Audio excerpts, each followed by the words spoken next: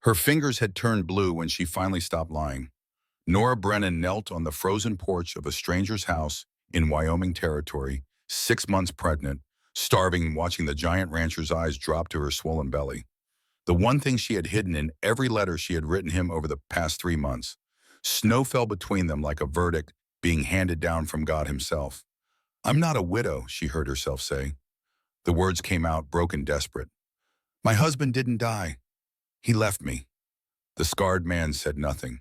His gray eyes, winter eyes that had seen things burn, moved from her face to the small boy clutching her skirts to the undeniable curve of her belly.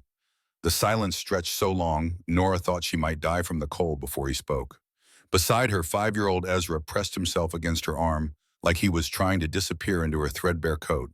His small body trembled, though whether from cold or fear, she could not tell. Perhaps both. The boy had learned fear these past months, learned it the way other children learn their letters. "Mama," he whispered, his breath coming out in white clouds.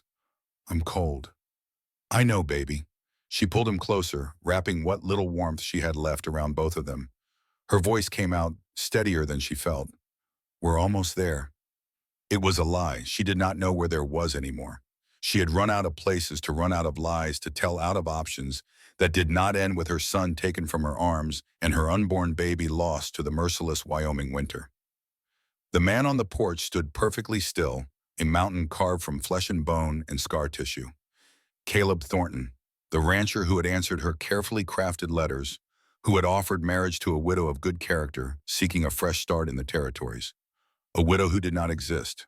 A woman without children, unburdened by the mistakes of her past. Nora had been so desperate, so terrified that the truth had seemed like a luxury she could not afford. Now the truth was kicking inside her belly, and there was nowhere left to hide. "I lied," she said again, louder this time, forcing herself to look into those gray eyes. "I lied in every letter. About everything. Before we begin this journey together, know that what you're about to hear is the truth. Every word of it, the kind of truth that gets buried in family histories, smoothed over with time until the sharp edges don't cut anymore." But in December of 1883 in the Wyoming Territory, the edges were still sharp enough to draw blood. The stagecoach had stopped moving 3 hours ago. Nora had pressed her palm against the frozen window, trying to see through the ice crystals that had formed on the glass. Outside, the world was nothing but white. Snow fell thick enough to blind a man at 20 paces. The kind of storm that killed people who were foolish enough to be caught in it without shelter. The driver's voice had cut through the silence like a blade. "Redemption Creek Station, ma'am. End of the line." End of the line. The words had settled into her chest like stones. She was not ready. She would never be ready. But ready or not, the moment had come. Ezra had tugged at her sleeve, his small face pale with exhaustion. "Mama, is this where the man lives, the one from the letters?" "Yes, sweetheart." "Will he be nice?" Nora had thought of the letters she had written to Caleb Thornton over the past 3 months. The careful lies she had constructed, building a version of herself that did not exist. A widow of good character. No children. Looking for a fresh start in a new land. The reality was kicking inside her belly, 6 months along, and impossible to hide beneath even the loosest coat. The reality was Ezra, 5 years old and already carrying the weight of abandonment in his eyes. The reality was William Brennan, her husband, who had not died but had simply walked away when he learned there would be another mouth to feed. "I don't know," she had admitted to her son, "but we're going to find out." Now standing on this frozen porch with a giant of a man staring down at her, lies made flesh. Nora understood that finding out might cost her everything. The driver opened the coach door, and the cold hit her like a fist to the chest. Wyoming winter was not like Philadelphia winter. This cold had teeth. This cold wanted to kill you, would kill you if you gave it half a chance, her thumb. "Watch your step, ma'am," the driver said, offering his hand. "Ice everywhere." Nora climbed down carefully, one hand on her belly, the other gripping Ezra's mittened fingers. The station was a squat wooden building with smoke curling from its chimney in lazy spirals. A few horses stood tied to a post, their breath steaming in the frigid air. And there, standing apart from the small crowd of waiting travelers, was a man who could only be Caleb Thornton. He was enormous. That was her first thought, pushed through the haze of exhaustion and fear. Taller than any man she had ever seen, with shoulders broad enough to block out the gray sky behind him. A dark beard covered the lower half of his face, and even from 20 feet away she could see the scar. A twisted rope of pale tissue that ran from his collar up the left side of his neck, disappearing into his hairline like a river of damaged flesh. His eyes found hers across the snow. Gray eyes, winter eyes, eyes that had seen things burn and had not looked away. Nora's legs would not move. Her heart hammered against her ribs so hard she thought it might break free. This man, this stranger, held her future in his scarred hands. One word from him and she would be cast back into the storm with nowhere to go and no one to turn to. "Mama," Ezra pressed against her skirts, his voice small and frightened. "He's big." "I know, baby, I know." Caleb Thornton walked toward them. His boots crunched in the snow, each step deliberate, measured. He moved like a man who had learned to make himself careful to telegraph his movements so he would not frighten anyone. A man aware of his own saw and his own capacity for harm.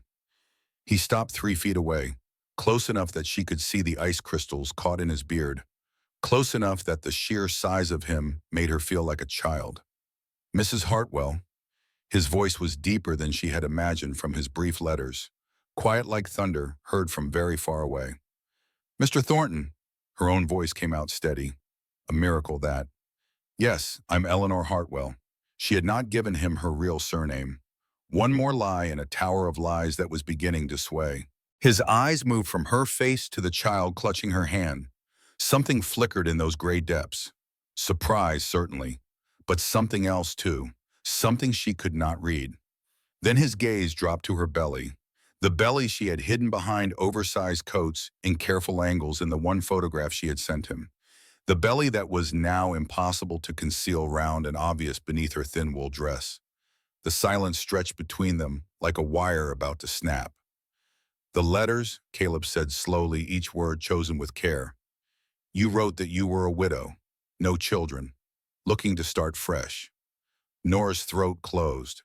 Here it was, the moment she had dreaded for 3,000 miles through every rattling train car and every jolting stagecoach. The moment when the lies fell away and left nothing but the truth, cold and sharp as a Wyoming winter. "I lied." The words fell into the frozen air like stones into still water. No splash, no sound, just the impact rippling outward. "This is my son." She pulled Ezra forward, slightly felt him resist, terrified. "His name is Ezra. He's 5 years old." She pressed her hand to her belly, felt the baby kick as if it too wanted to be introduced. "And I'm 6 months along." Caleb Thornton's face was unreadable, stone carved into the shape of a man weathered by wind and loss and things she could only imagine. "And your husband," his voice remained steady, but she heard something underneath it. Not anger, something closer to weariness. This was the worst part, the part that would damn her in any decent person's eyes. The part that made her not just a liar, but something worse in the eyes of polite society. "I'm not a widow." The truth tore out of her, ragged and desperate. "My husband didn't die. He left me. Ran off with another woman when he found out about the baby." Her voice cracked, years of shame and fear and rage breaking through the careful control she had maintained for so long. "I told everyone he died because I couldn't bear it. Couldn't bear the shame of being abandoned. Couldn't bear the looks, the whispers, the judgment." She was rambling now, words tumbling over each other in her haste to explain, to justify, to make him understand. "I know I have no right to ask you for anything. I know I've deceived you terribly. But please, if you could just let us stay the night, I'll find somewhere else to go. I'll find some way to—" "No." The single word cut through her rambling like a knife. Not angry, just final. Nora stopped, her heart hammered against her ribs hard enough to hurt. Ezra's small fingers dug into her palm, holding on like she was the only solid thing in a world that kept shifting beneath his feet. This was it. They were being sent away. Sent back into the storm, into the cold, into a world that had no place for a woman with 2 children and no husband to give them legitimacy. But then Caleb Thornton did something unexpected. He crouched down, bringing himself to Ezra's level. The movement was surprisingly graceful for such a large man, as if he had practiced making himself smaller, less threatening. "Ezra," he said quietly, addressing the boy directly, You cold. Ezra nodded, eyes wide as dinner plates. You like horses? Another nod, less certain this time. I've got 17 horses at my ranch. Caleb's voice was gentle, patient. You help me take care of them. I'll teach you to ride come spring. That sound fair? Ezra looked up at Nora, uncertainty written across his small face. She could not speak, could not breathe. Her mind was trying to catch up with what was happening, trying to understand why this man was not turning them away. Go on, she managed finally. Answer the man. Yes, sir, Ezra whispered. That sounds fair. Caleb straightened, unfolding to his full height like a tree growing toward the sky. His gray eyes met Nora's, and for the first time she saw something human in them. Something wounded and weary, and achingly familiar. I'm not going to pretend I'm not surprised, he said. And I'm not going to pretend the lying doesn't bother me because it does. Nora flinched, waiting for the blow to fall. But I put an advertisement in that paper because I needed a wife, someone to share my home, someone to... He stopped, jaw tightening. The scar on his neck seemed to pulse with the movement. I've got my own reasons for wanting a family, my own history. He stepped closer, close enough that she could see the individual snowflakes caught in his beard, could see the lines around his eyes that spoke of sleepless nights and hard years. You lied because you were sure, because you had no other choice. His voice dropped lower. I understand that better than you know. I've done things I'm not proud of, too. Things that haunt me every night when I close my eyes. He was close enough now that she could feel the warmth radiating from him, despite the cold, could smell the scent of leather and wood smoke that clung to his coat. So I'm not in any position to judge you, Mrs. Hartwell. Nora, she heard herself say. My real name is Nora, Nora Brennan. Nora. He tested the name like a man tasting wine to see if it had turned. Then he nodded as if deciding something. If we're going to do this, you call me Caleb. Not Mr. Thornton, not Sir, just Caleb. Caleb. The name felt strange on her tongue, intimate in a way that frightened her. I don't understand. After what I told you, the boy needs a home. His words were simple, direct. You need a home. The baby needs a home. He shrugged, a small movement of those massive shoulders. I've got a home. Seems simple enough to me. Tears burned in Nora's eyes. She blinked them back furiously. She had not cried when William left. Had not cried when the landlord threw her out onto the street with nothing but the clothes on her back and a son to feed. She was not going to cry now, standing in front of a stranger who had every right to hate her, but was instead offering her something she had thought was lost forever. A chance, a second chance. Why? The question came out broken. Why would you do this? You don't know me. You don't owe me anything. Caleb was quiet for a moment, and in that moment, Nora saw something shift behind his eyes. A door opening onto a room full of ghosts. 3 years ago, he said slowly, I lost my wife and daughter in a fire. Nora's breath caught in her throat. Their names were Lydia and Grace. Grace was 3 years old. Had her mother's eyes, her mother's laugh. His voice went distant, like he was seeing them standing there in the snow. I couldn't save them. Tried everything. Nearly died trying, but I couldn't save them. He blinked, came back to himself. Since then, I've been living in that house alone, eating alone, sleeping alone, waking up every morning wondering what the point of any of it is. His gray eyes held hers, and in them, she saw a reflection of her own desperation, her own loneliness. Then your letter came, and I thought maybe this was God giving me another chance, a chance to do it right this time, to protect someone instead of failing them. He reached out slowly, giving her time to pull away if she wanted. His hand was rough with calluses, warm despite the cold. He wrapped it around hers, and Nora felt something inside her chest crack open. I'm not asking you to love me, Caleb said quietly. I'm not even asking you to trust me yet. That'll come or it won't, but I am asking you to let me try. Let me give you and your boy and that baby a home. A real home. Nora looked down at their joined hands. His scarred and work hardened, hers trembling and small, the hands of two broken people reaching for something they had both thought was lost. And if I fail again, she whispered, if I disappoint you, then we figure it out together. A ghost of a smile touched his lips. That's what families do, or so I'm told. The wagon ride to Thornton Valley Ranch took 4 hours. By the time they arrived, Ezra had fallen asleep against Caleb's side, and Nora's back ached from the jolting journey over frozen roads. But she barely noticed the discomfort. Her mind was too busy trying to reconcile the man beside her with every expectation she had built up over months of correspondence. Caleb handled the horses with quiet competence, speaking to them in a low murmur that seemed to calm their nerves. When Ezra had grown drowsy, Caleb had simply shifted the boy onto his lap without a word, letting the child use his chest as a pillow. No fuss, no commentary. Just a simple act of kindness that made Nora's throat tight. "He doesn't usually take to strangers," she said softly, watching her son sleep peacefully against this giant of a man. "He's shot my after his father left. Kids know." Caleb did not look at her, keeping his eyes on the road. They can tell when someone means them harm, and when someone doesn't. "Is that what you're telling me, that you don't mean us harm?" "I'm telling you that boys got good instincts. You should trust them." The road wound through snow-covered hills dotted with skeletal trees. In the distance, mountains rose against the gray sky like sleeping giants. It was beautiful in a savage way. The kind of beauty that could kill you if you were not careful, if you did not respect it. "Caleb," Nora said after a long silence, "the fire, the one that took your wife and daughter, was it an accident?" The silence that followed was so complete, she could hear her own heartbeat pounding in her ears. "No," Caleb said finally. "It wasn't." "Who did it?"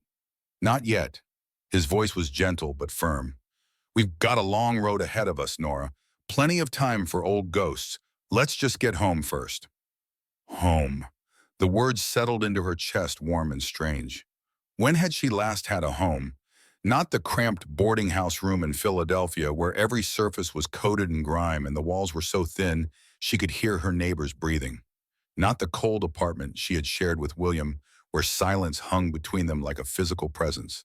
Maybe not since she was a child herself, sitting in her mother's lap by the fire, feeling safe in a way she would never feel again. Could she feel that way here, in this frozen wilderness with this scarred stranger? She did not know. But for the first time in months, for the first time since William had walked out that door and left her with nothing she wanted to find out. Thornton Valley Ranch appeared as the sun began to set, casting long purple shadows across the snow. It was larger than Nora had expected.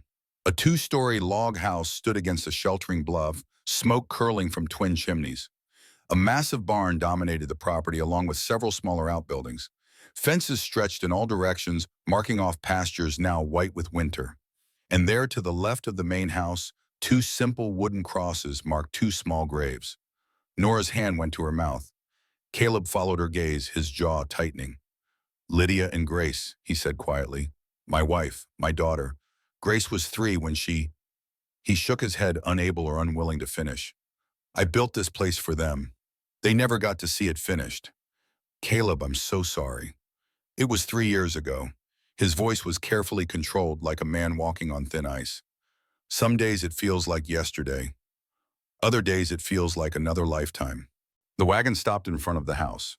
Before Caleb could climb down, the front door opened, and an old man emerged, moving with the careful gait of someone whose joints protested every step. He was lean and weathered, with a face like tanned leather and sharp eyes that missed nothing. His left sleeve was pinned up at the elbow. The arm beneath it was gone. "About damn time," the old man called out, his voice carrying across the yard. "I was starting to think you'd frozen to death out there." His eyes landed on Nora and Ezra, still drowsy in Caleb's arms, and his expression shifted from annoyance to surprise to something like satisfaction. "Well, well, you actually did it. You actually brought home a wife." "Nora, this is Gideon Cole." Caleb climbed down and reached up to help her, his hand steady on her waist as he lifted her from the wagon seat. "He's worked this ranch longer than I've been alive. Thinks that gives him the right to run my life." "Somebody's got to," Gideon said, stomping toward them. He studied Nora with frank curiosity, the kind of direct assessment that came from a man who had seen too much to waste time on pleasantries. "You're prettier than your photograph. Much prettier." "Mr. Cole." "Gideon, just Gideon. And I mean it. That picture didn't do you justice." His eyes dropped to her belly and widened slightly. "Caleb, you didn't mention—" "Didn't know." "Ah." Gideon absorbed this information with remarkable equanimity, like a man who had seen enough of life to know that surprises came in all shapes and sizes. Well, that changes things. Nora braced herself. Here it came, the judgment, the rejection. Changes them for the better, I'd say. Gideon grinned, revealing a gap where two teeth should have been. This old place needs children's laughter. Been quiet as a tomb for too long. He turned to Ezra, who had woken and was watching from the wagon seat with wary eyes. You must be the young man. What's your name, son? Ezra, the boy said, then added quickly, Sir. Ezra? Gideon nodded approvingly. Good, strong name. Biblical. You like apple pie, Ezra. Ezra's wariness gave way to tentative hope. Yes, sir. Good, because I made one this morning and I need someone to help me eat it. Think you're up for The transformation in Ezra's face was remarkable. Fear melted into hope, then into tentative excitement. Yes, sir, I think I can do that.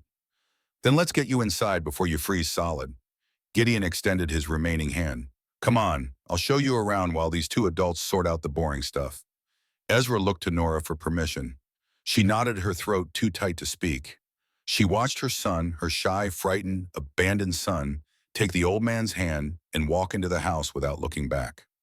Gideon lost his arm at Antietam, Caleb said quietly, watching them go. Lost his wife to fever a year later. He understands what it means to start over. Everyone here seems to understand that. It's that kind of place. Caleb lifted their bags from the wagon. Wyoming attracts broken people. We come here to hide or to heal. Sometimes both. Which are you? He paused, bags in hand, and looked at her with those winter eyes, still figuring that out. They stood there in the fading light, two strangers bound by desperation and hope, while snow began to fall once more. I should tell you something, Nora said, about why I really left Philadelphia. It wasn't just William leaving. Caleb waited, patient as stone. His family, they're wealthy, powerful. When he abandoned me, they blamed me for it, said I drove him away, that I wasn't woman enough to keep him. The words came faster now, years of anger and shame pouring out. They threatened to take Ezra from me, said a woman who couldn't keep her husband wasn't fit to raise a child. That's why I ran. That's why I lied. I couldn't let them take my son. Caleb set down the bags. Slowly, deliberately, he turned to face her fully. Anyone comes for that boy, he said, his voice low and steady. They'll have to go through me first. You can't promise that. You don't know what they're capable of. I know what I'm capable of. His gray eyes held hers, and in them, she saw something that made her believe him. Not because he was boasting, not because he was trying to impress her, but because he meant it with every fiber of his being. I promise you, Nora, no one is taking your son, not while I'm breathing. She believed him. God help her, she believed this scarred stranger more than she had ever believed William's honeyed promises. Thank you, she whispered. Don't thank me yet. He picked up the bags again. We've got a long winter ahead of us. Come inside. You need to eat. You need to rest. That baby won't wait forever. The inside of the house was warmer than Nora had expected. Two fireplaces blazed, one in the main room and one in the kitchen beyond. The furniture was simple but well-made, clearly Caleb's handiwork. A worn rug covered the wooden floor and handmade curtains hung at the windows. But it was the touches of a woman's presence that caught her eye. A vase of dried flowers on the mantel. A needlepoint sampler on the wall that read, Home is where the heart finds peace. A woman's shawl draped over the back of a rocking chair as if she had just stepped away and would return any moment. Lydia's things, Caleb said, following her gaze. Still here after 3 years. I haven't touched them. Couldn't bring myself to. He looked at her, something vulnerable in his expression. But if you want to, if they bother you. No. Nora reached out, running her fingers over the soft wool of the shawl. They should stay. This was her home. She deserves to be remembered. Something shifted in Caleb's expression. Gratitude, perhaps, or relief that she understood. Gideon set up the guest room for you and the boy. It's small, but it's warm. I'll take the room at the end of the hall. He cleared his throat, suddenly awkward in a way he had not been before. I don't expect anything, Nora. We're married on paper, but that doesn't mean He trailed off, struggling with words. I understand, she said gently. Do you? He stepped closer, close enough that she could see the scar tissue on his neck in detail and could see how it pulled at the skin. I need you to understand this. What we have, what we're building, it's got to be real, not just convenient. I won't have you sharing my bed out of obligation. His eyes held hers, intense and serious. If that ever happens, when that happens, it'll be because you want it, not because you think you owe Manish. Nora's cheeks burned. No man had ever spoken to her this way. William certainly had not. William had taken what he wanted and called it his right. You're not like any man I've ever met, she said. Is that good or bad? I don't know yet. She managed a small smile. Ask me again in the spring. That night, after Ezra had been fed and bathed and tucked into a bed softer than anything he had slept in for months, Nora sat by the fire in the main room. Caleb had retreated to the barn to check on the horses one final time. Gideon was in the kitchen, making noise about breakfast preparations, banging pots, with the comfortable authority of a man who knew his domain. The house was quiet except for the crackle of flames and the howl of wind outside. Nora pressed her hand to her belly and felt the baby kick. Strong, insistent kicks that reminded her this child was real, that all of this was real. We made it, she whispered to the life growing inside her. I don't know what comes next, but we made it. The front door opened, bringing a gust of cold air, and Caleb with it. He stamped snow from his boots and hung his hat by the door. The movement so practiced, it was clearly habit-worn, smooth by repetition. Horses are settled, he said.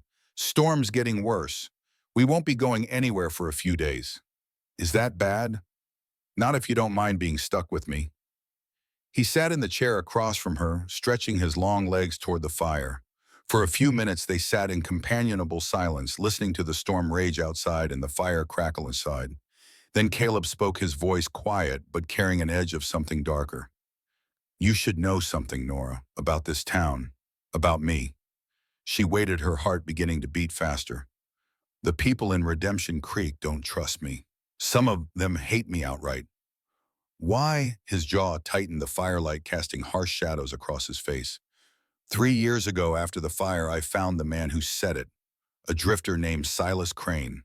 He'd been paid to do it, paid to kill my family. Nora's breath caught in her throat. I tracked him down. Took me 3 months. Followed him from town to town, getting closer. Finally cornered him in Laramie. Caleb stared into the flames, and Nora saw something in his expression that frightened her.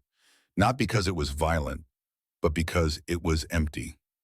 I confronted him, asked him who paid him. He laughed at me, said it was a rich man, a powerful man, said I couldn't touch him. His hands clenched into fists on the armrests. So I beat him, and I kept beating him, even after he gave me the name, even after he begged. I didn't stop until he stopped breathing. The fire popped. Neither of them moved. They called it self-defense at the trial, said I was protecting my property, defending what was mine. The jury let me go.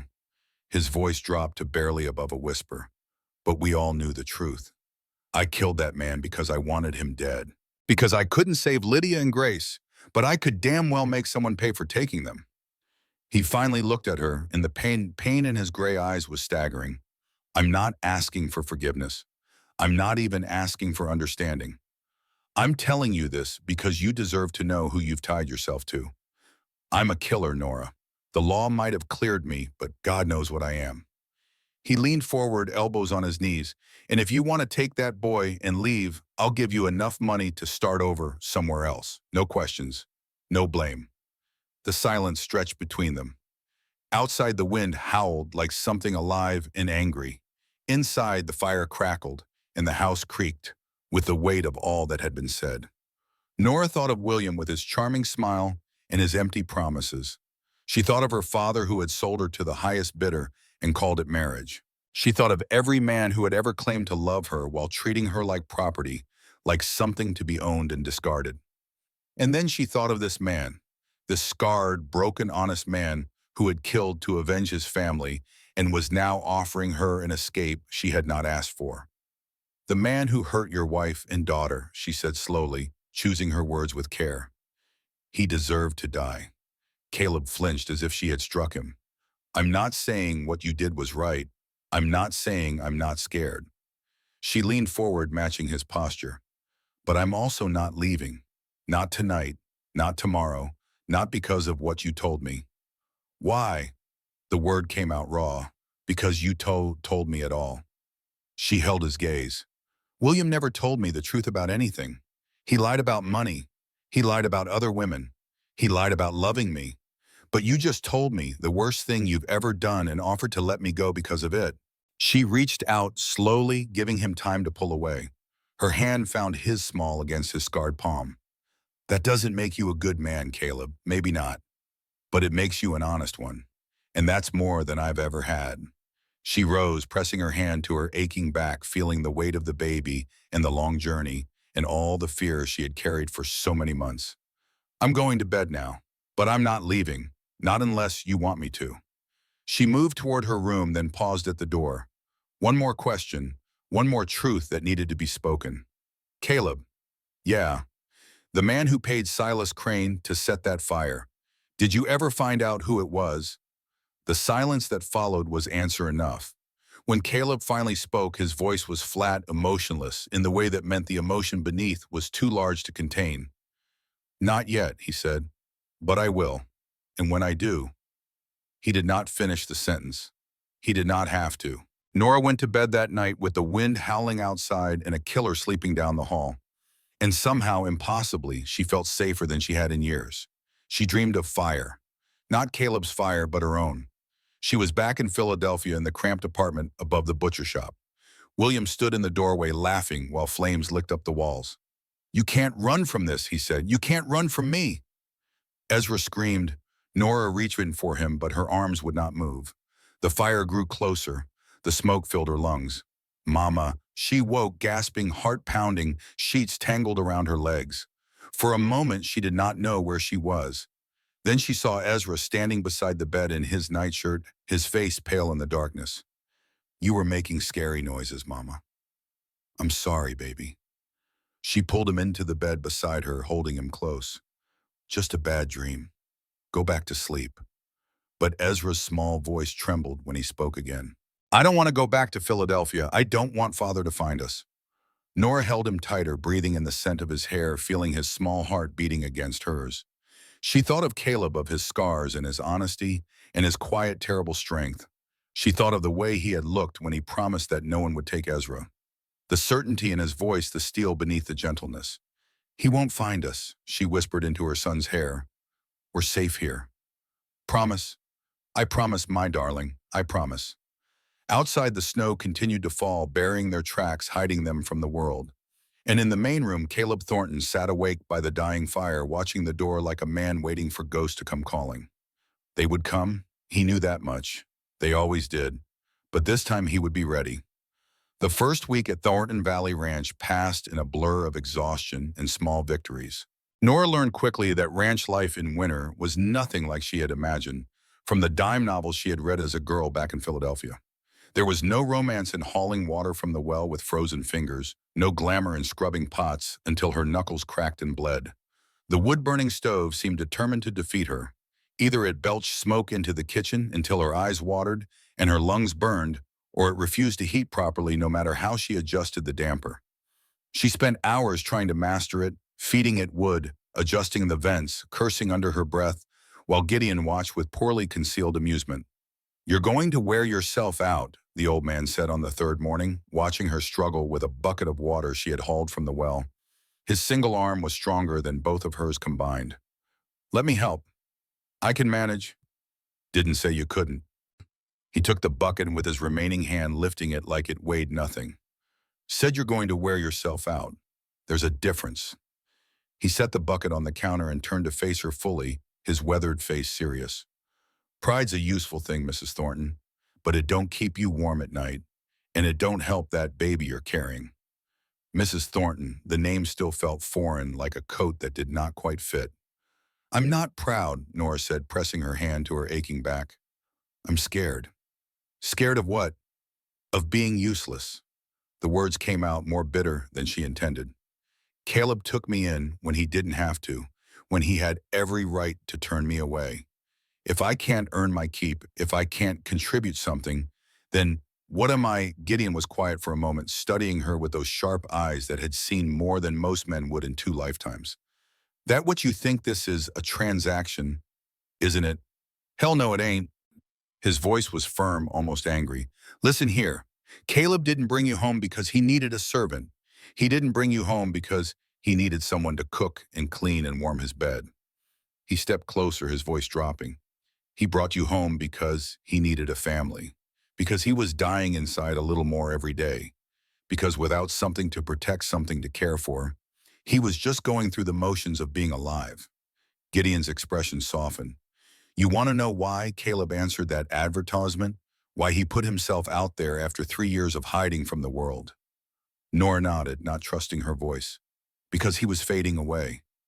Every day I watched a little more of him disappear. He stopped eating proper, stopped sleeping, stopped caring whether he lived or died. That fire didn't just take his wife and daughter, it took his reason for living. The old man's eye grew distant, seeing something Nora could not. And now his face brightened. Now he's got something to fight for again. You and that boy and that baby. You're not a burden, Mrs. Thornton, you're a lifeline. You're the reason he gets up in the morning. The reason he started talking about the future instead of just surviving the present. Tears burned in Nora's eyes. She blinked them back, but not quickly enough. Gideon pretended not to notice. I don't know how to be that, she whispered. Nobody does at first. His voice was gentle now. You just show up. Every day you show up, do your best, and let the rest figure itself out. That night, Nora managed to cook a meal that was actually edible. Nothing fancy, just beans and cornbread and salt pork. But Caleb ate every bite without complaint, and when he looked up at her across the rough wooden table, something warm flickered in those gray eyes. This is good, he said quietly. You don't have to lie. I'm not lying. He looked up at her, and for a moment the walls came down. It's good. Really. Ezra, seated between them, kicked his feet against his chair with the restless energy of a 5-year-old who had spent the day exploring the barn and meeting horses and feeling, perhaps for the first time in his young life, safe. Mama, can I have more cornbread? Say please. Nora reminded him the familiar refrain of motherhood. Please, Mr. Caleb. The name hit the table like a stone dropped in still water.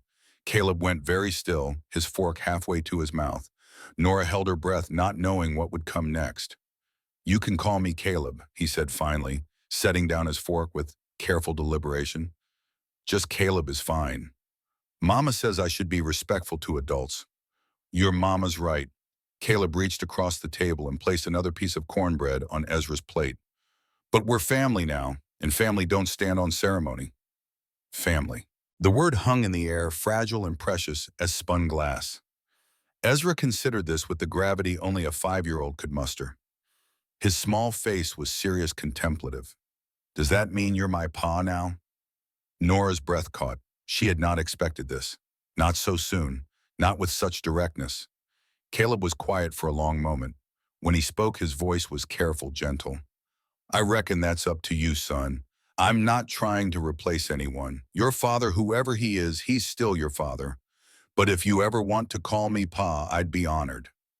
Ezra nodded solemnly and returned to his cornbread. But Nora saw the way his small shoulders relaxed, the tension draining out of him like water from a cracked cup. For the first time since William left, her son looked at peace. The day settled into a rhythm after that. Caleb rose before dawn to tend the horses and check the fence lines. Gideon handled much of the cooking and the household tasks that Nora was still learning, his one arm more capable than she would have thought possible. And Nora herself found her place in the spaces between mending clothes, keeping the fires burning, reading to Ezra from the worn Bible she had found on the bookshelf. But it was the evenings she treasured most. After supper, they would gather in the main room by the fire. Gideon would whittle or doze in his chair, his knife moving with practiced ease, despite his missing arm. Ezra would practice his letters on a slate Caleb had given him, tongue poking out in concentration. And Nora would sit with her mending, watching the firelight play across Caleb's scarred face while he read aloud from a tattered copy of Ivanhoe. He read slowly, carefully, his deep voice stumbling over the longer words. But he never gave up, never closed the book in frustration. He just kept going, patient and determined the way he approached everything in his life. You could read to yourself, Nora said one night, needle pausing in her work. You don't have to read out loud. I know, Caleb turned the page. But Ezra likes the stories. He paused, something vulnerable crossing his face. And I like having someone to read to. Did you read to Grace? The question slipped out before she could stop it. She saw Caleb flinch, saw the old pain flash across his features like lightning. I'm sorry, she said quickly. I shouldn't have asked. Every night, his voice was rough, abraded. Every night before bed, she'd pick the book and I'd read until she fell asleep. Sometimes I'd keep reading even after just to watch her dream. He closed the book gently as if it might break. She had her mother's eyes, brown like chestnuts, and this laugh that sounded like music. He shook his head, unable or unwilling to continue. Tell me about Lydia, Nora said softly. If you want to, I'd like to know who she was. Caleb looked at her surprised. You want to hear about my dead wife? She was part of your life, part of who you are. Nora set down her mending. I'm not trying to replace her, Caleb. I know I can't. But I'd like to know her if you're willing to tell me. For a long moment he did not speak. The fire crackled. Gideon's gentle snores filled the silence. Ezra had fallen asleep on the rug, curled up like a cat. Then slowly, carefully, Caleb began to speak. We met when I was 22. She was the school teacher's daughter. Prettiest girl in 3 counties. Had suitors lined up like cordwood. A ghost of a smile touched his lips. I didn't think I had a chance. I was just a ranch hand with calluses on my hands and dirt under my fingernails. But she saw something in me. Lord knows what. She sounds wise. Smarter than me, that's for certain. The smile grew a fraction. She said I was the only man who didn't try to impress her. Said I was honest, steady, said she could build a life with a man like that. She was right. We were married 2 years before Grace came along. Those were good years, hard but good. We didn't have much, but we had each other. His expression darkened. And then the fire. You don't have to tell me if you don't want to. It was November, cold like now, his hands clenched in his lap. I was in the south pasture checking on a sick horse. By the time I saw the smoke, he stopped jaw working. Nora reached out without thinking, her hand finding his. His fingers closed around hers, holding on like a drowning man to driftwood. I ran faster than I've ever run in my life, but the flames were already everywhere. I could hear them screaming. Lydia was at the window holding Grace, trying to get out. The glass was too hot to touch. His voice dropped to barely above a whisper. I tried to break down the door, threw myself against it until my shoulder cracked. But the fire was too strong, too fast. The roof collapsed while I was still trying. He touched the scar on his neck with his free hand. That's where these came from. I went in anyway after the roof fell. Tried to get to them. Gideon pulled me out before I burned to death too. Caleb. Part of me wished he'd let me die, for a long time after I wished that. Nora squeezed his hand, felt him squeeze back. I'm glad he didn't, she said quietly. If he had, I wouldn't have found you. And maybe that sounds selfish. Maybe it is. But I needed you, Caleb Thornton.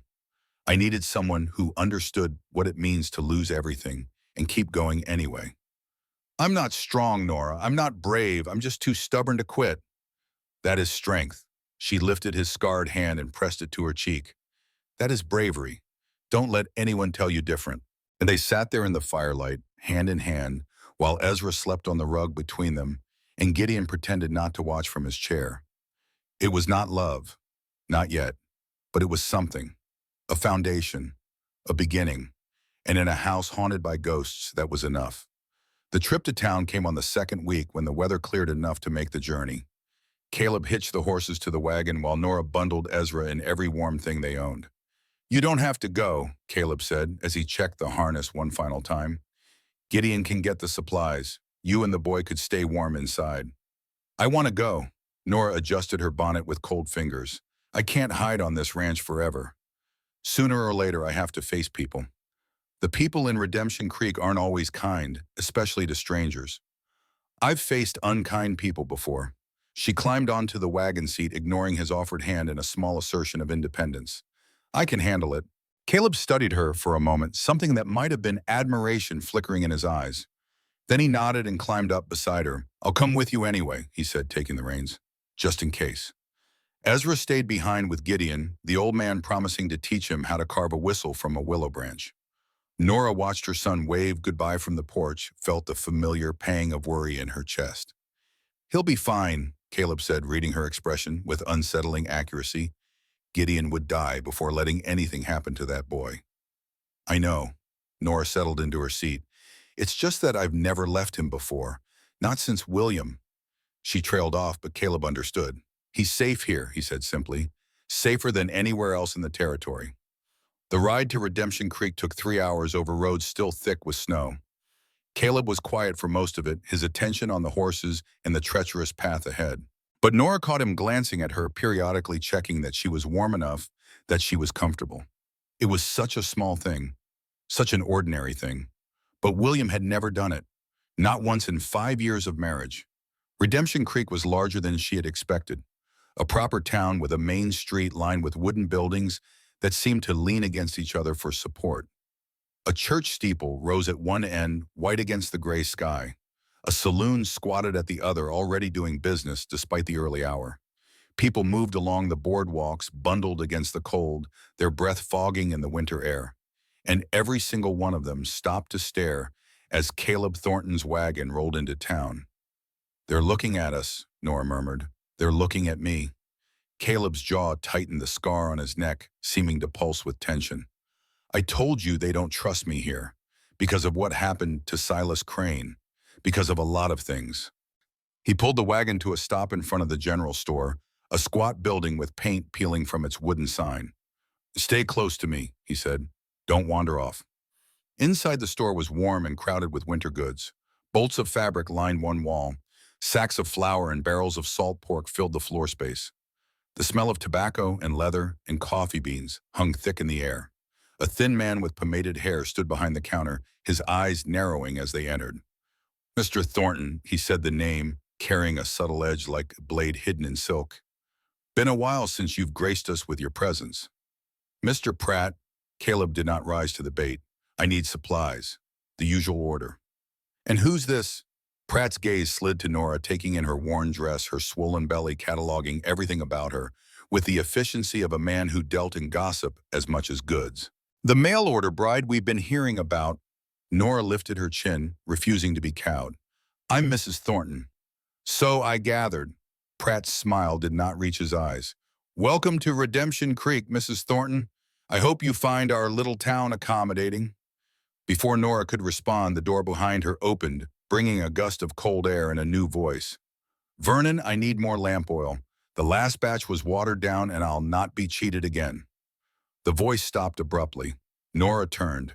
The woman who stood in the doorway was perhaps 50, with graying hair pulled into a severe bun and a face that might have been handsome if not for the disapproving set of her mouth. Her clothes were fine, far finer than anything Nora had ever owned, and she wore them with the confidence of someone accustomed to being obeyed.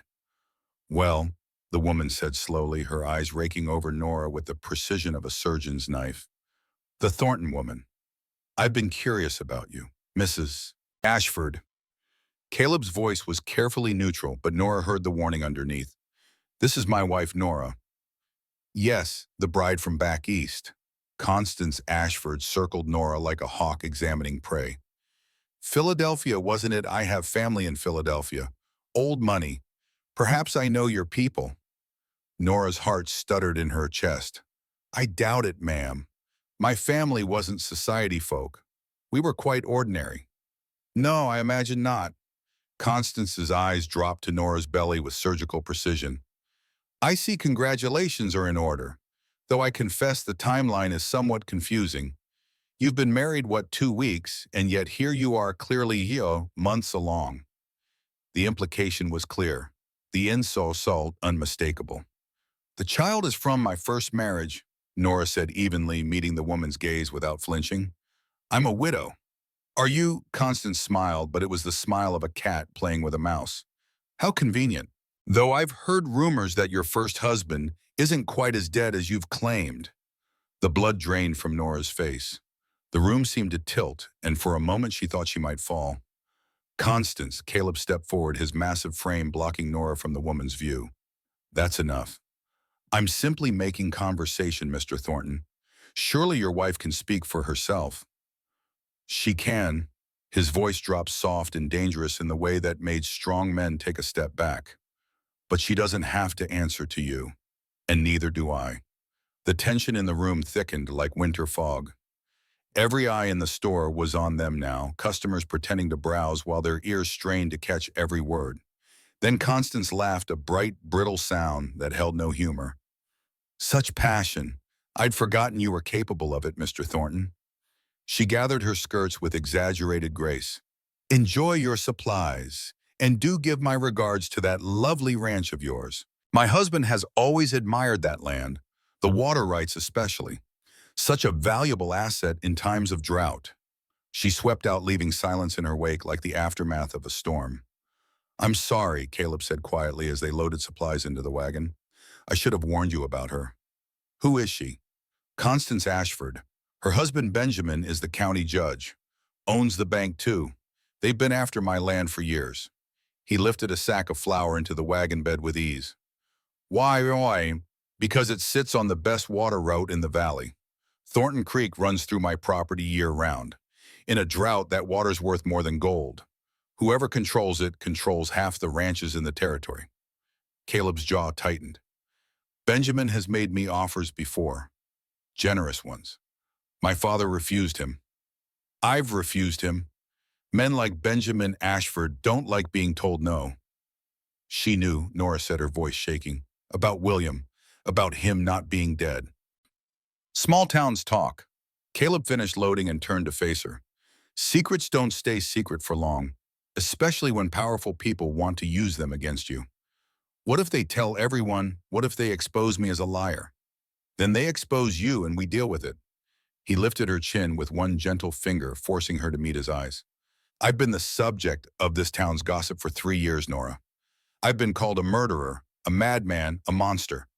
Their words can't hurt you unless you let them. I don't feel strong. Nobody does in the middle of the storm." He helped her onto the wagon seat. "Strength shows up after. Come on, let's go home." Home. There was that word again. But this time when Nora heard it, something warm bloomed in her chest despite the cold. That night, Nora woke to the sound of screaming. She sat up in bed, heart pounding, reaching for Ezra before she realized the screams were not his. They were coming from down the hall, from Caleb's room. She threw on her shawl and hurried through the dark house, following the sounds of anguish. Caleb's door was ajar, lamplight spilling into the hallway. She pushed it open. He was thrashing in the bed, tangled in sweat-soaked sheets, his face contorted in agony. The lamp beside his bed flickered, casting wild shadows on the walls. "Lydia," he gasped, the name torn from his throat. "Grace, no, I can't reach you. I can't." "Caleb." Nora sat on the edge of the bed, reaching for him. "Caleb, wake up." His hand shot out, grabbing her wrist with bruising force. His eyes flew open, wild and unseeing, trapped in whatever nightmare held him. "It's me," Nora said softly, not pulling away despite the pain in her wrist. "It's Nora. You're safe. You're home." Recognition slowly dawned. His grip loosened. His breathing slowed. The wildness faded from his eyes, replaced by something worse. Awareness. Memory. Shame. "Nora."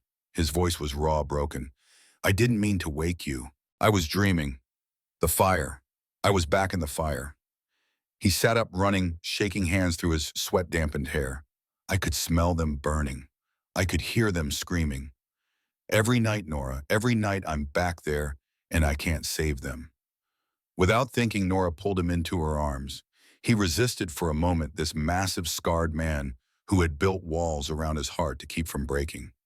Then something gave way, and he collapsed against her, his face pressed into her shoulder, his body shaking with silent sobs.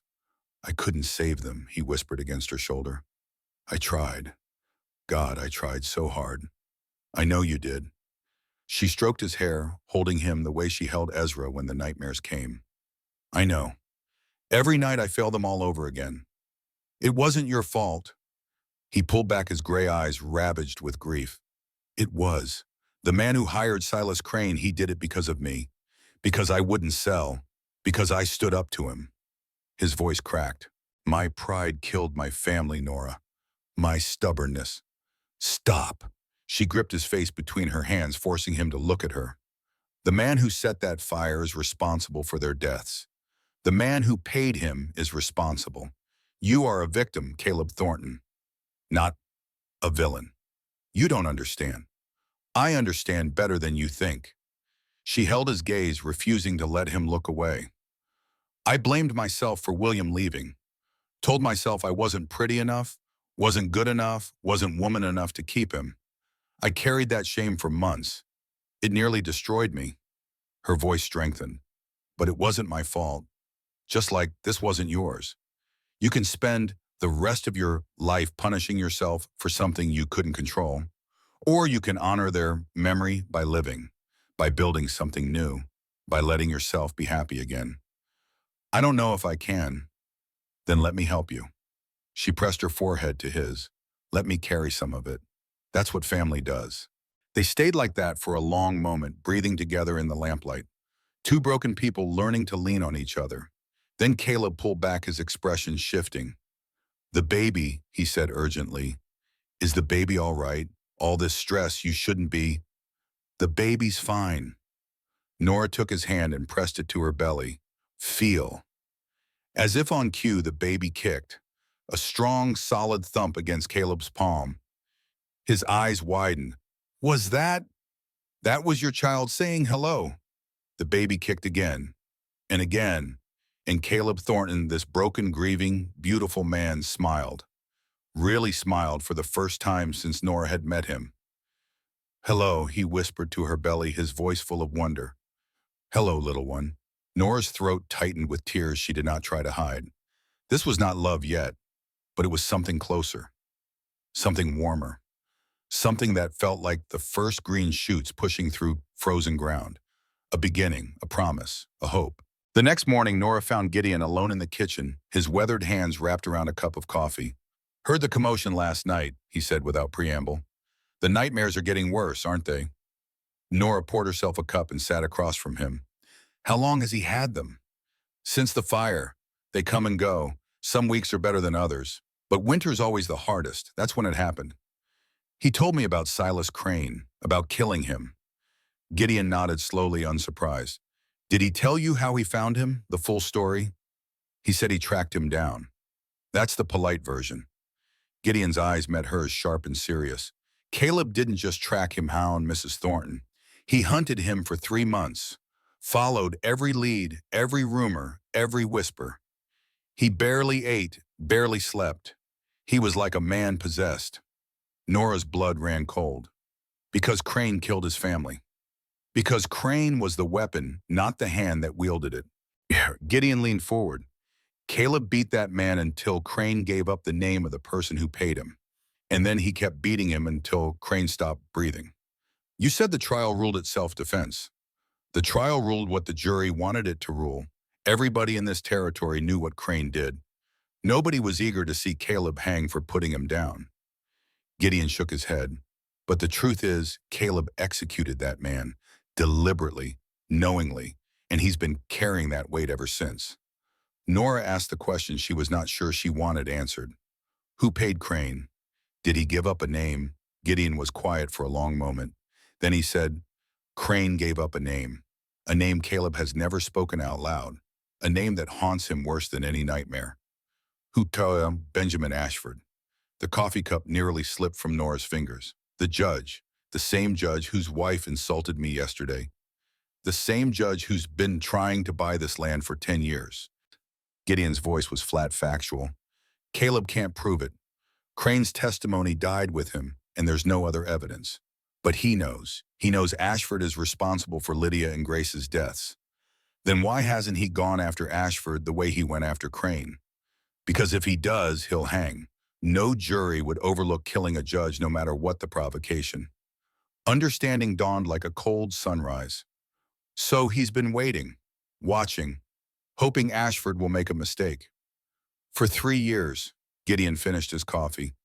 And in the meantime, Ashford keeps circling, keeps pressuring, keeps trying to find a way to take this land without getting his hands dirty.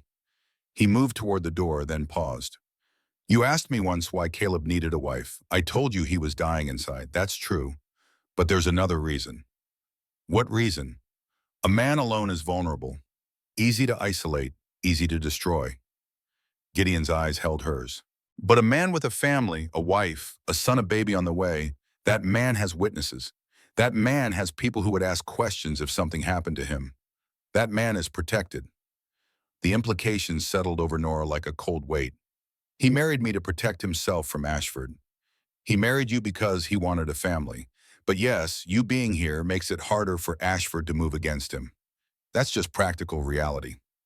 Does Caleb know you're telling me this? Caleb knows I tell people what they need to hear. Gideon opened the door, letting in a blast of winter air. And right now, you need to understand exactly what you've married into. Because the storm that's coming, Mrs. Thornton, it's not the kind that passes with the weather. He left and Nora sat alone in the kitchen, her hand pressed to her belly, her mind racing. She thought of Constance Ashford's smile, of Benjamin Ashford's interest in the land, of the fire that had killed Lydia and Grace, of Caleb screaming in his sleep, haunted by ghosts he could not escape, and an enemy he could not touch.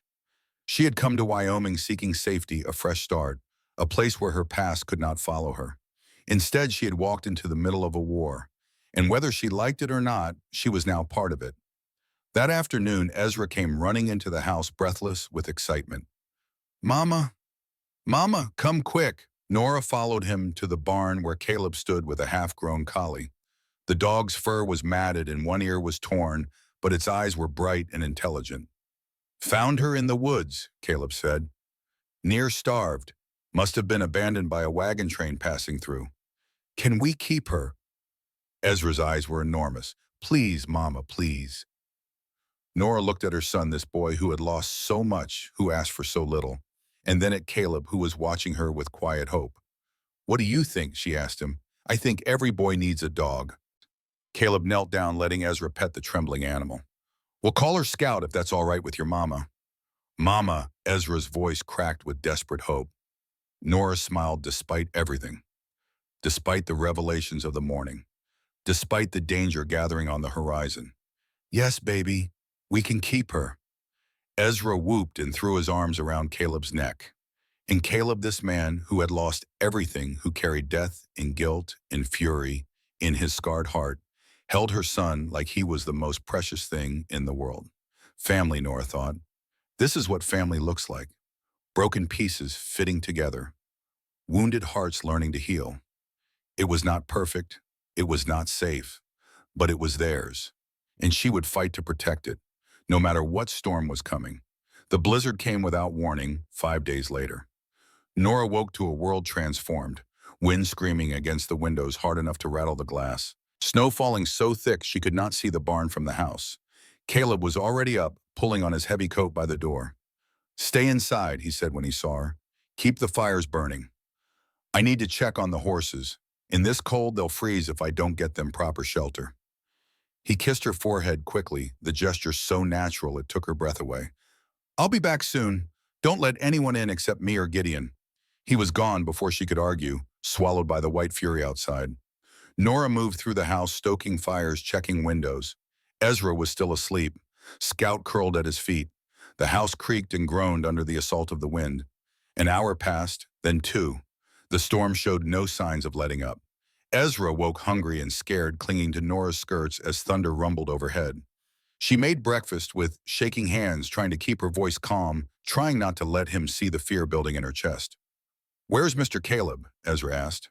He's checking on the horses, sweetheart. He'll be back soon. Another hour. The fire in the main room needed more wood. Gideon went to fetch it from the pile by the back door. She heard him curse. What is it? Nora called. Barn door's open. I can see it from here. His voice was tight. Something's wrong. Before Nora could stop him, he was pulling on his coat. Stay here. Keep the boy inside. Gideon, wait. The door slammed behind him, and Nora was alone with Ezra in the howling wind. She tried to keep busy, tried to distract Ezra with stories and games. But as the minutes stretched into an hour, then longer, The fear became a living thing inside her chest. Something was wrong. She could feel it in her bones. Then through the wind she heard it, a voice faint but unmistakable. Nora. She threw open the door. Gideon stood on the porch, Caleb's massive arm draped over his shoulder. Caleb was barely conscious, his face white with cold, his clothes soaked through. Blood ran from a gash on his forehead, freezing as it dripped. "Help me," Gideon gasped. He fell, hit his head on a beam. Together they dragged Caleb inside. He was so cold his skin felt like ice. His lips were blue. His breathing was shallow and wrong. "Get blankets," Gideon ordered. "All of them, and heat water, as much as you can." Nora moved on instinct, her fear crystallizing into action. She stripped Caleb of his wet clothes while Gideon stoked the fire to roaring. She piled blankets on his shaking body. She pressed hot cloths to his chest. "Caleb." She took his face in her hands. "Caleb, can you hear me?" His eyes fluttered open, unfocused. "Nora, I'm here. You're going to be all right." "The horses." His voice was barely a whisper. "Had to save them. Damn the horses." Tears streamed down her face. "You nearly died out there. What were you thinking?" "Couldn't let them freeze." His words slurred together. "They're all we have. You're all I have." She pressed her forehead to his. "Don't you ever scare me like that again. You hear me? Don't you dare." He tried to smile, but his eyes were already closing. "Yes, ma'am." Nora spent the night by his side, changing hot cloths, monitoring his breathing, praying to a god she was not sure she believed in anymore. Gideon sat up with her, silent and watchful. Ezra slept fitfully on the rug with Scout. By morning the storm had passed and Caleb's fever had broken. He woke to find Nora asleep in the chair beside him, her hand still clutching his. He did not move, did not speak, just watched her face in the pale winter light. "She hasn't left your side." Gideon's voice came from the doorway. "Not for a minute." "How long was I out?" "Most of the night. You scared us, Caleb." Scared her especially. Caleb looked at Nora's sleeping face, the dark circles under her eyes, the worry lines etched into her brow. This woman who had come to him with nothing, who had trusted him with her son and her secrets in her heart. "I'm not worth all this trouble," he murmured. "That's not for you to decide." Gideon moved closer. "There is something else you should know. While you were unconscious, I went back to the barn to secure the horses properly. I found something." "What?" Gideon held up a blackened metal container. "Kerosene, hidden in the loft. Someone planted it there, Caleb. Someone was planning to burn us out. The storm probably interrupted whatever they had planned." The words hit like a punch to the gut. "Ashford. Has to be. This isn't just about land anymore. This is about finishing what he started 3 years ago." Caleb struggled to sit up, ignoring the pain that lanced through his skull. "Where's Ezra?" "Still sleeping. The boy's fine. We're all fine." Gideon pressed him back against the pillows. "But this changes things. Ashford's getting desperate. That means he's going to make mistakes. Or it means he's going to get more dangerous. Either way, we need a plan. A real one." Nora stirred, her eyes opening slowly. When she saw Caleb awake, relief flooded her features. "You're all right. Thanks to you." He reached for her hand. "Gideon told me what you did. Sitting up all night. Taking care of me. What else was I supposed to do? You could have rested, could have let Gideon handle it." His thumb traced circles on her palm. "Instead, you wore yourself out in your condition." "My condition is fine," she smiled despite her exhaustion. "Your daughter is stubborn, like her father."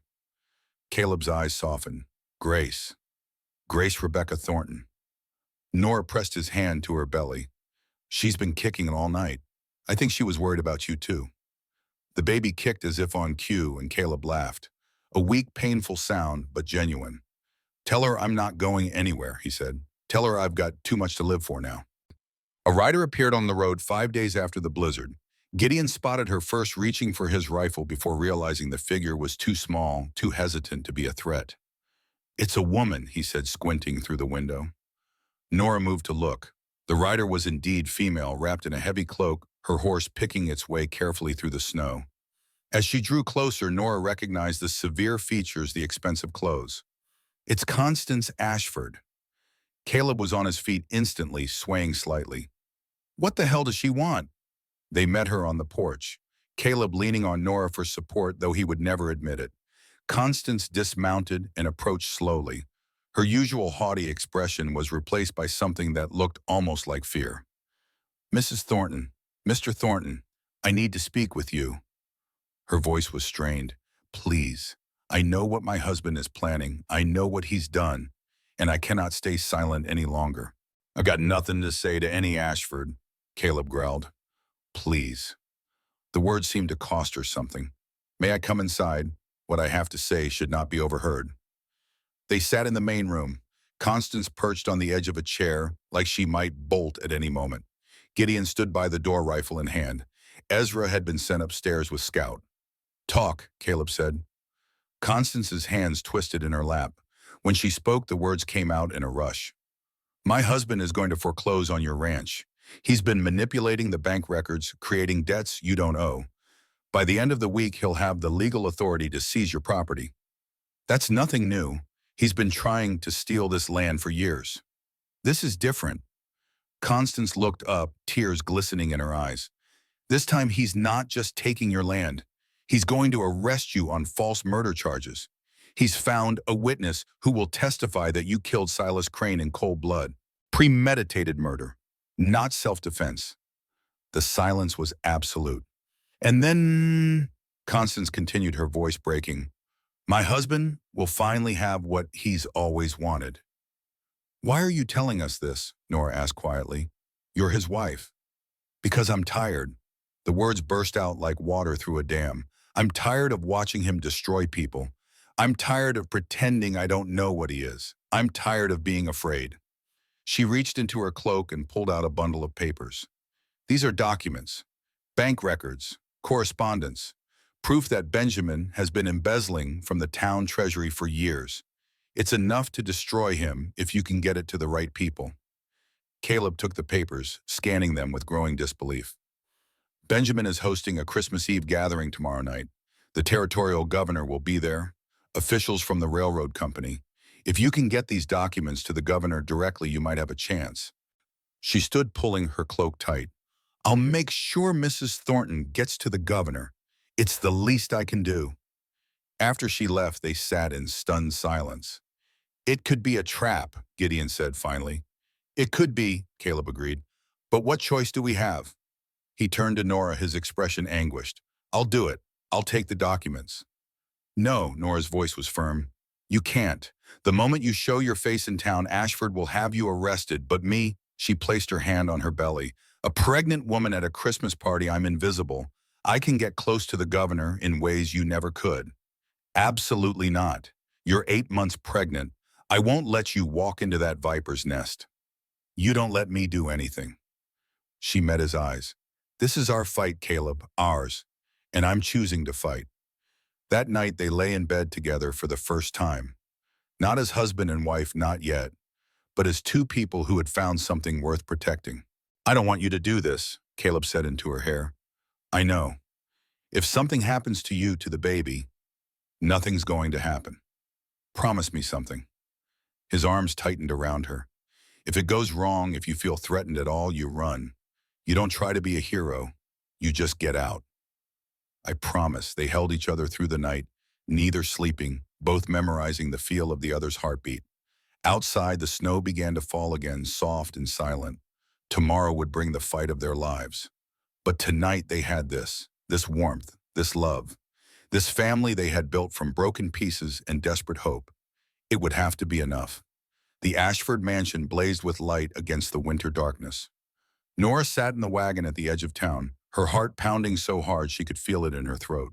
Through the falling snow, she could see carriages arriving, well-dressed, guests disappearing through the grand front doors. Music and laughter drifted on the cold air, incongruous against the gravity of what she was about to do. Somewhere inside that house was the territorial governor. Somewhere inside was her chance to save everything. You're shaking. Constance Ashford appeared beside the wagon, wrapped in a dark cloak. Her face was pale but determined. I'm fine, Nora lied. You're terrified. Good. Fear keeps you sharp. Constance helped her down from the wagon seat. The governor arrived an hour ago. He's in the main parlor with Benjamin. I'll create a distraction. When Benjamin leaves the room, you approach the governor directly. What kind of distraction? Leave that to me. Constance's smile was grim. I've been playing the dutiful wife for 30 years. I know how to command my husband's attention when I need to. They entered through a side door, Constance leading Nora through servants' passages and back hallways. The house was enormous, filled with expensive furniture and paintings that probably cost more than everything Nora had ever owned combined. The wealth on display was obscene, especially knowing it had been built on embezzlement and murder. Stay here, Constance whispered, positioning Nora near a curtained alcove. When you hear raised voices move to the parlor, the governor will be the older man with the silver beard. Don't let anyone stop you. Constance, Nora caught her arm. Thank you for everything. Don't thank me yet. The older woman's eyes glistened. We haven't won anything. She disappeared into the crowd, leaving Nora alone with the documents hidden in her bag and fear coiling in her stomach like a living thing. The baby kicked hard as if protesting this madness. Not now, Nora whispered, pressing her hand to her belly. Please, not now. Minutes crawled past like hours. She could hear the party continuing beyond the alcove. Glasses clinking. Conversations buzzing. The occasional burst of laughter. Every sound made her flinch. Every shadow seemed threatening. Then she heard it. Constance's voice rising above the murmur of the crowd, pitched to Carrie. Benjamin, come quickly. Thaddeus has gotten into the wine cellar again. He's making a scene. Footsteps, cursing, the sound of doors opening and closing. Nora moved. The parlor was smaller than she had expected, intimate rather than grand. A fire blazed in the hearth and several men stood around it, with cigars in hand, their faces ruddy with warmth and wine. She spotted the governor immediately. The silver beard, the distinguished bearing, the territorial seal on his lapel. He looked up as she approached, his expression polite but curious. Good evening, ma'am. I don't believe we've been introduced. Governor Harrison. Her voice came out steadier than she felt. My name is Nora Thornton. I have information about Judge Benjamin Ashford that requires your immediate attention. The other men exchanged glances. One of them, the sheriff, she realized with a chill, moved to block the door. The trap was closing around her even as she spoke. Mrs. Thornton, the governor's expression was cautious. This is hardly the time or place for accusations.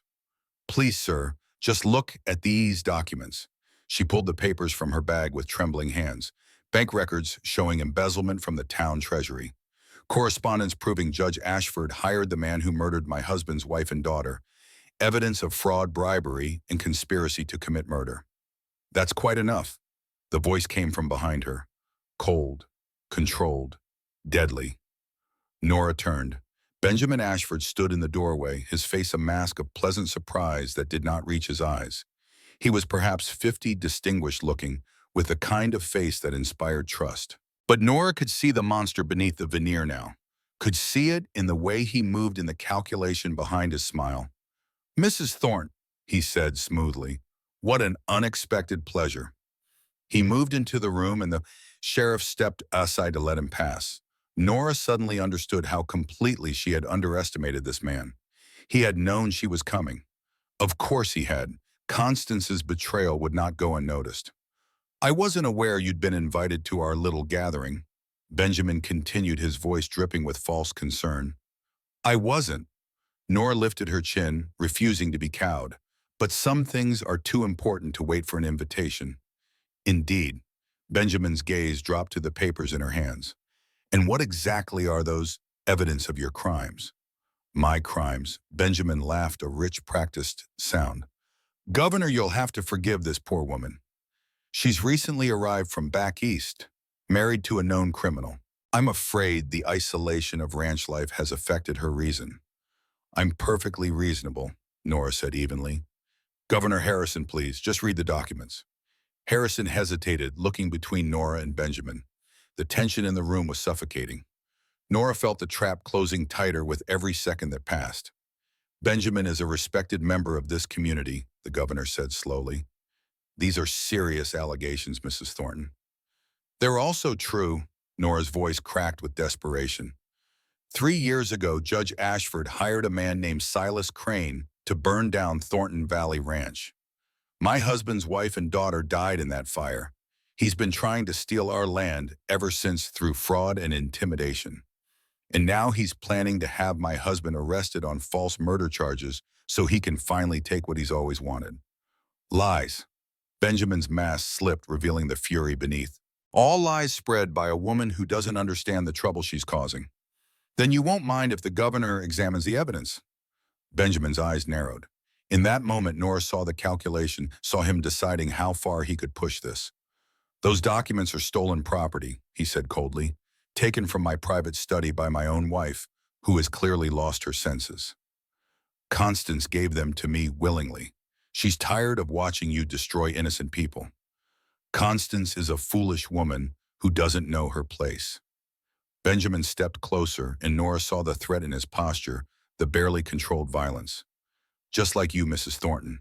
You should have stayed on that pathetic ranch with your criminal husband.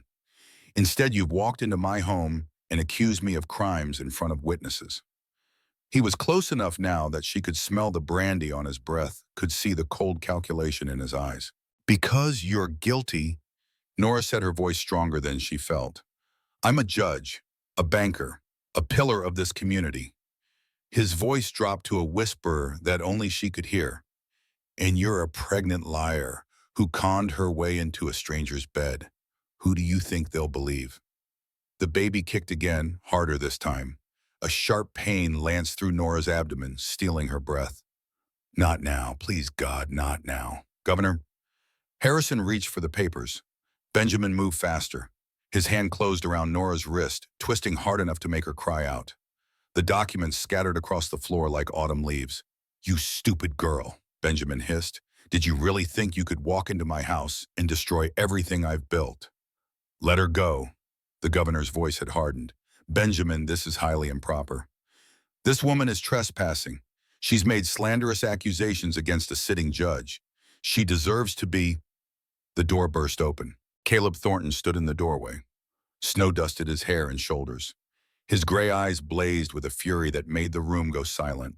And in his hands he held a Winchester rifle, the barrel pointed directly at Benjamin Ashford's chest.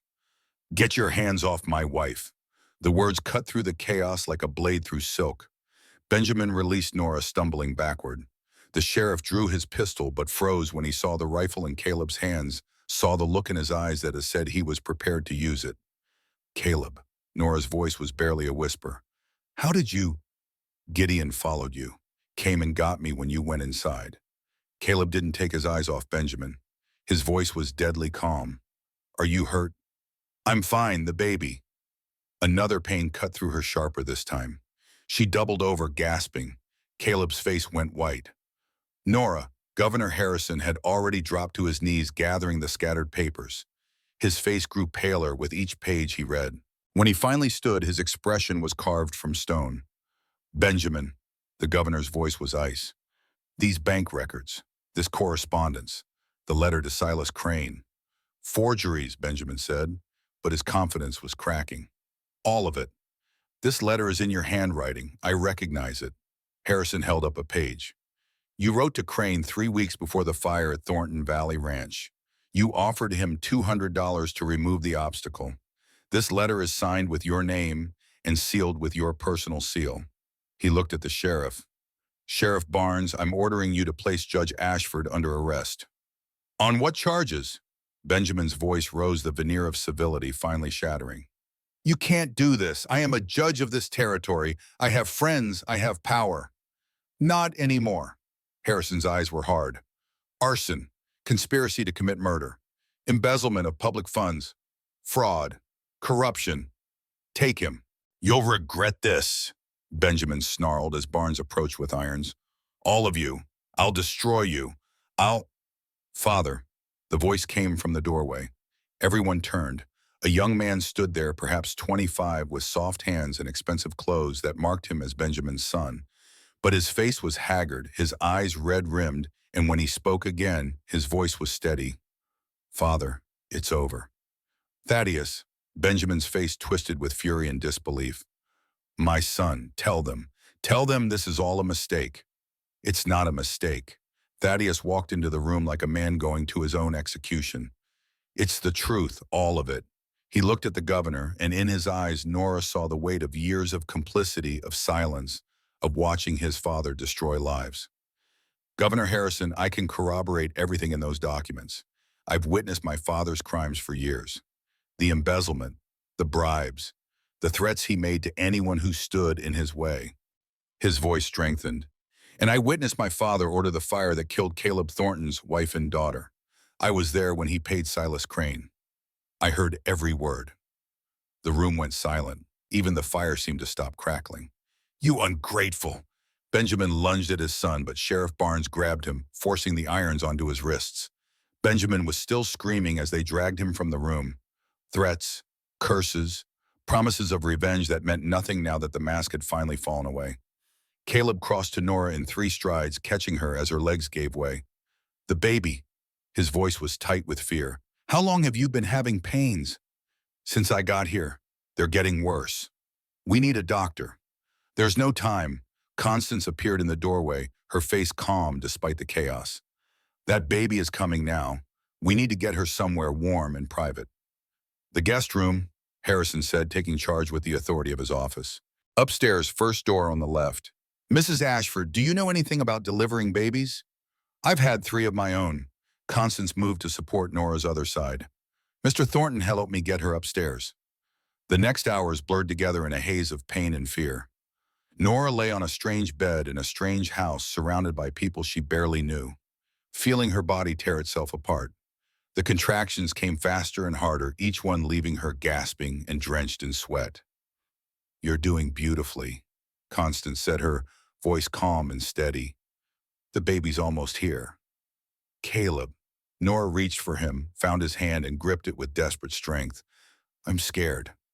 I know, sweetheart, I know. He was beside her instantly, his scarred hand holding hers, like it was the only thing keeping him anchored to the earth. But you're going to be all right. You walked into an enemy's house to save our family. You can do this. It hurts. I know it does. He pressed his forehead to hers. But soon it'll be over and we'll have our daughter, Grace Rebecca, our future. Another contraction hit worse than all the others. Nora screamed, the sound tearing from her throat. Push, Constance commanded. Push now. Nora pushed with everything she had. Her vision went white. Her body felt like it was being split in 2. And then a creamoke, small, furious, absolutely perfect. It's a girl, Constance said, her voice thick with emotion. A beautiful baby girl. Caleb made a sound that might have been a laugh or a sob. Nora could not tell through her own tears. Let me see her, she whispered. Please, let me see her. Constance laid the baby in her arms. She was tiny, red-faced with a shock of dark hair and eyes that were already trying to open. The most beautiful thing Nora had ever seen. Hello, Grace. Nora pressed her lips to her daughter's forehead. Hello, my sweet girl. We've been waiting so long to meet you. Caleb wrapped his arms around them both, his tears mixing with hers. His hands, so large and scarred and strong, gently touched their daughter's cheek with a tenderness that broke Nora's heart and put it back together all at once. She's perfect, he whispered. She's absolutely perfect. Grace Rebecca Thornton. Nora looked up at him through her tears. Our daughter. They stayed like that for a longer time, the 3 of them.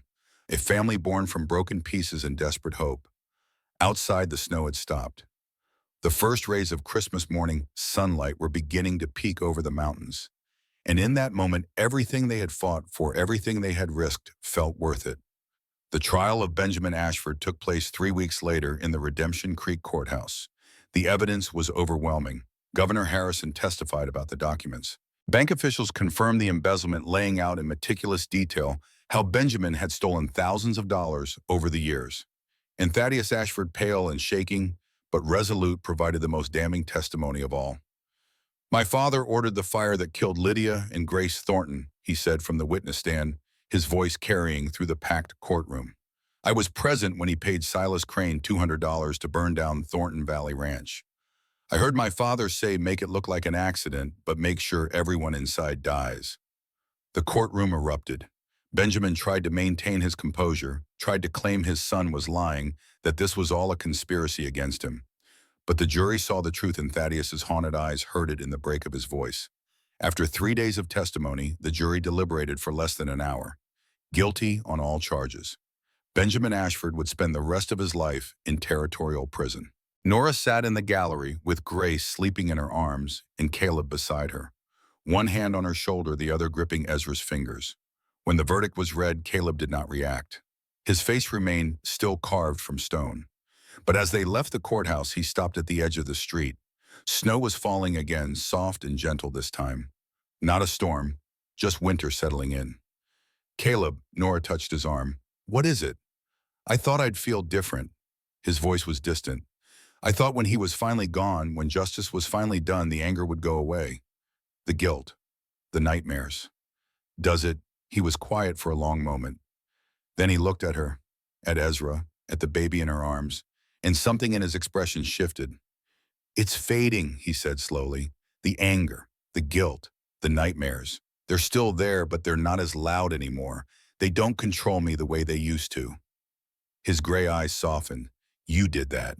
You and Ezra and Grace. You gave me something stronger than the ghosts. Something worth living for. What's that? He kissed her forehead, gentle and reverent. A future. A reason to wake up every morning and be grateful. A home. They returned to Thornton Valley Ranch that afternoon. Spring was coming. The snow was melting, revealing patches of brown earth and the first green shoots of new growth. The creek ran high and clear, singing its eternal song, and somewhere in the distance, a meadowlark was calling. Gideon met them on the porch, his weathered face creased with a smile. About damn time you got back. This place has been too quiet without you. Missed you too, old man. Caleb clapped him on the shoulder with the easy affection of brothers. Everything all right here? More than all right. Gideon's eyes twinkled. We've got visitors. The door opened and a young woman stepped out. She was pale and thin, with bruises still fading on her arms, but her eyes were clear and determined. Mrs. Thornton, she curtsied awkwardly. I'm Sarah, Thaddeus Ashford's wife. After the trial, after everything, I didn't have anywhere else to go. Mrs. Ashford Constance, she suggested I might find work here, just until I can get back on my feet. Nora looked at Caleb. He nodded. You're welcome to stay as long as you need, Nora said. We've got plenty of room, and we could use the help. Sarah's eyes filled with tears. Thank you. Thank you so much. Don't thank me. Nora shifted Grace to one arm and reached for the younger woman's hand. Just promise me something. Anything. Promise me you'll heal. Promise me you won't let what happened to you define the rest of your life. Nora squeezed her fingers. I know what it's like to run from monsters. I know how hard it is to start over. But it's possible. I'm living proof. That night they gathered around the table for dinner. Nora and Caleb, Ezra and Gideon, Sarah and baby Grace. It was cramped. It was chaotic. Scout begged for scraps under the table. Grace fussed until Nora lifted her to her shoulder. But it was perfect. Caleb stood raising his glass. I want to say something.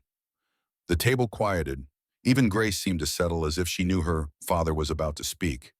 A year ago, I was alone. I'd given up on everything, happiness, family, the future. I was just going through the motions of being alive, waiting to die. His voice roughened with emotion.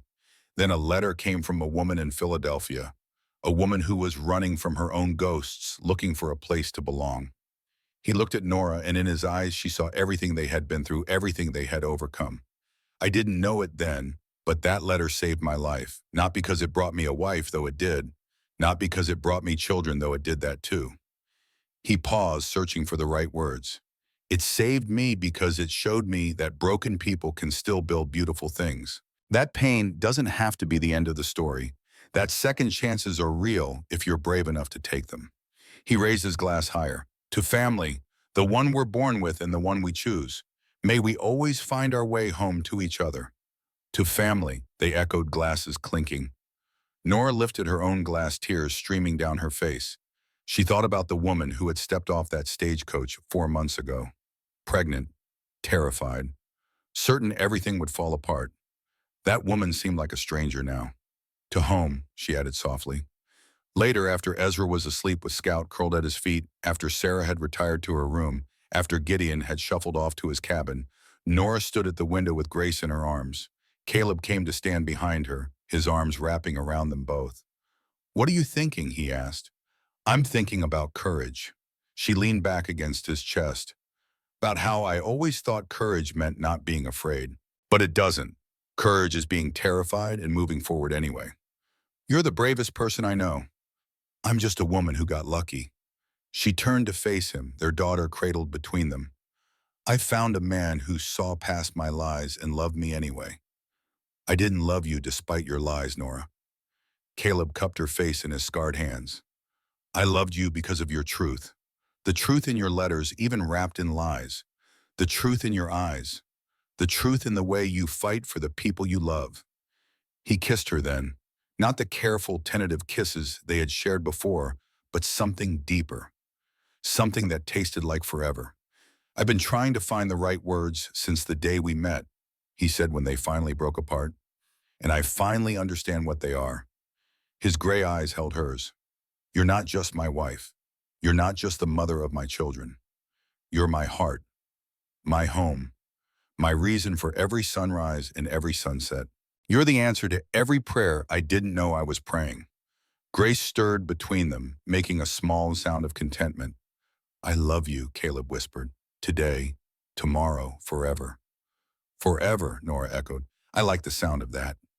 Outside, the stars blazed across the Wyoming sky. The creek sang its eternal song. And in a house built on hope and rebuilt on love, a family held each other close and dreamed of tomorrow. 5 years passed like water flowing over stones. Smooth, inevitable, transforming everything it touched. Spring of 1889 found Nora standing at the same window watching Caleb teach Ezra to ride in the corral. The boy was 10 now, tall and gangly, sitting astride a chestnut mare with the confidence of someone born to ranch life. Caleb's instructions carried across the yard, patient and clear. "Easy now. She can feel your nervousness. Show her you're brave." Ezra sat straighter the way his father had taught him. "Like you, Pa." Ezra had started using the name 2 years ago, and every time Caleb heard it, something in his face softened. The walls he had built around his heart had come down stone by stone, year by year, until all that was left was a man who loved fiercely and without reservation. "Braver than me," Caleb said. "You're going to be the best horseman in Wyoming territory." Grace toddled over, nearly 5 years old herself now, all dark curls in her mother's green eyes. She tugged on Nora's skirt. "Mama, can I ride too?" "When you're a little older, sweetheart." "But I'm big now." Nora laughed and scooped her daughter into her arms. "You are getting big, but horses are bigger. A few more years." Through the window, she saw Sarah emerge from the barn, a basket of eggs in her hand. The young woman had stayed, had healed, had become part of their family in ways none of them had expected. Last month, she had received a letter from a ranch hand 2 valleys over. A good man, Gideon said. Someone who would treat her right. Constance Ashford visited once a month, bringing supplies and news from town. She had left Benjamin after the trial had reclaimed her maiden name. She spent her days now helping other women escape bad situations, using her wealth and influence for good. Redemption, she called it, making amends for all the years she had stayed silent. Thaddeus had moved to California, had written to say he was studying law. He wanted to be the kind of lawyer who helped people, not the kind who destroyed them. His last letter had included a photograph of him and Sarah's sister, the woman he planned to marry. A fresh start for everyone. And Benjamin Ashford sat in territorial prison where he would remain until the day he died. Caleb never spoke of him. The nightmares had faded to occasional echoes. The anger had transformed into something quieter. Not forgiveness, but peace. The knowledge that justice had been served, that his family was safe, that the future was bright. That evening, as the sun set over the mountains in streaks of gold and purple, they gathered on the porch. It had become a ritual, the whole family together, watching the day end and the stars emerge. Ezra sat on the steps with Scout now gray around the muzzle, but still loyal. Grace climbed into Caleb's lap, her small hand reaching up to touch the scar on his neck. She had never known a time when it frightened her. To her, it was just part of who he was. "Tell us a story, Pa," she said. "Tell us about the fire." Caleb looked at Nora. They had agreed to be honest with the children, to never hide the truth of what had happened, but honest in a way that did not traumatize, that taught lessons about resilience and hope. A long time ago, Caleb began his voice, the rumble of distant thunder. There was a man who lost everything he loved, his wife, his daughter, his reason for living. Grace listened, her eyes wide. He was very sad for a very long time. So sad he thought he might never be happy again. But then what happened? Grace asked, though she had heard this story a dozen times. Then a brave woman came to Wyoming, a woman who had also lost things, who was also scared, but who was brave enough to keep going anyway. He pulled Nora close with his free arm, and together they built something new, a family, a home, a future. And they lived happily ever after, Grace prompted. They lived, Caleb corrected gently, which is its own kind of happily ever after, because living means facing hard things, making mistakes, getting up when you fall down, and choosing every single day to love the people around you. He looked at Nora, at Ezra, at Sarah standing in the doorway, at Gideon dozing in his chair. That's what family means, not perfection, just showing up, every day, for each other. Grace nodded solemnly as if she understood something profound. Perhaps she did. Children often understood more than adults gave them credit for. As darkness fell and the stars emerged one by one, Nora thought about the journey that had brought them here. The lies she had told, the risks they had taken, the enemies they had faced, the love they had built from the wreckage of their pasts. It had not been easy. There had been setbacks, arguments, moments when the weight of everything seemed too heavy to bear. But they had borne it together, and in that bearing, they had become stronger. "What are you thinking?" Caleb asked, reading her expression the way he always could. "I'm thinking about choices." She leaned her head on his shoulder. "About the choice I made to get on that stagecoach. The choice you made to let me stay. The choice we make every day to keep building this life together. Any regrets?" Nora looked at Ezra, now taller than her shoulder, at Grace, bright and bold and fearless, at this man beside her who had been broken and had chosen to heal, at the home they had built from nothing. Not a single one. The wind whispered through the valley, carrying the scent of pine and wildflowers. The creek sang its endless song, and somewhere in the distance, a wolf howled, not threatening, but simply marking its territory, claiming its place in the world, just as they had claimed theirs. This land did not belong to them. They belonged to it, to Wyoming, to the endless sky and the ancient mountains and the water that flowed eternal. They were part of something larger than themselves, part of a story that had been unfolding since the first people walked these valleys and would continue long after they were dust. But for now, in this moment, they were alive. They were together. They were home. And that was enough.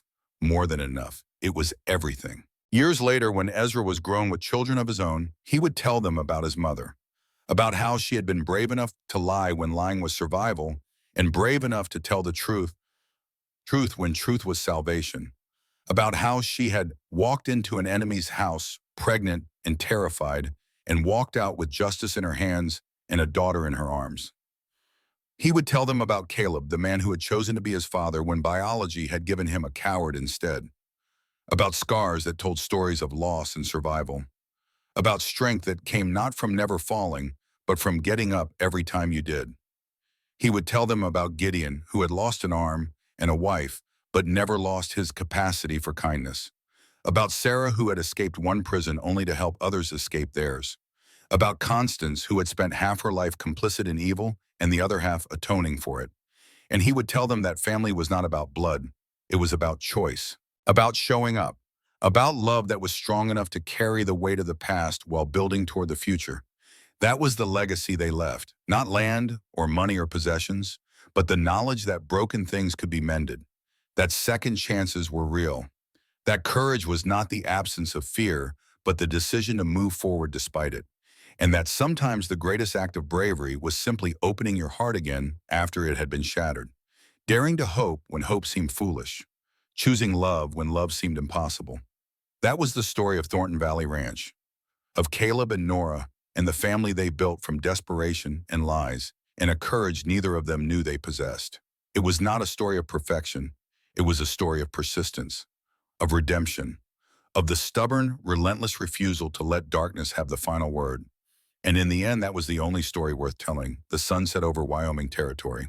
The stars emerged like diamonds scattered across black velvet, And in a house filled with love and laughter and the messy, beautiful chaos of life, a family held each other close. Tomorrow would bring new challenges, new joys, new sorrows, and new triumphs. But they would face them together, just as they had always done, just as they always would, forever and ever until the mountains crumbled and the rivers ran dry. Home.